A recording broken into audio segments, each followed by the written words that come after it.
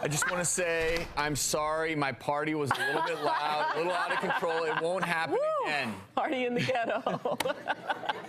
Can you imagine? No. That's pretty interesting. I actually have a rental property, and a lady was applying to rent it, and I was thinking, okay, she sounds like a good candidate. So what I did is I Googled her, and she actually owned a daycare.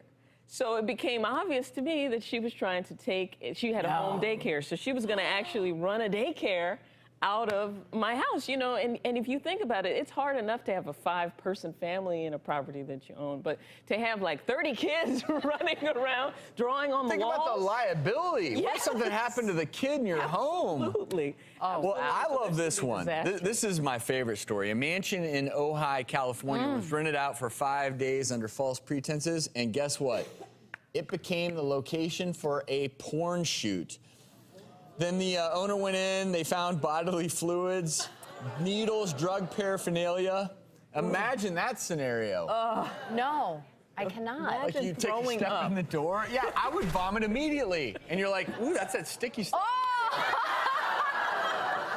I think the worst would be, you're on a Saturday night and you decide to peruse porn sites, and you look and you're like, is that my house? Picture is still up on the mantle behind the scenes.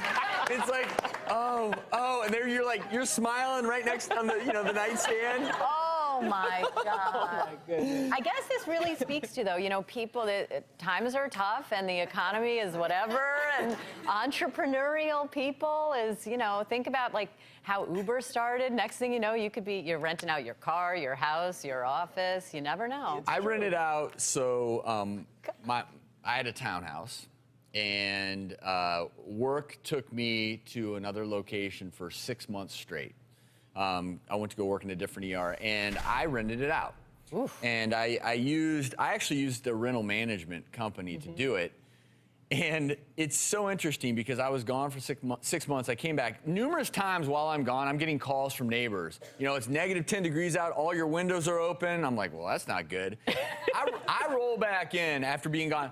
I'm telling you, everything was broken. My bed was broken. And of course, you're like, what? Like, I got rid of the mattress. Yeah. I was like, I'm over this. The light was broken. So would you say you wouldn't do it again? It's not worth it? No. Not worth it. Because, look, would you say if it's your home, it's like this was my home. This is where, like, I went back to live there. This was my home.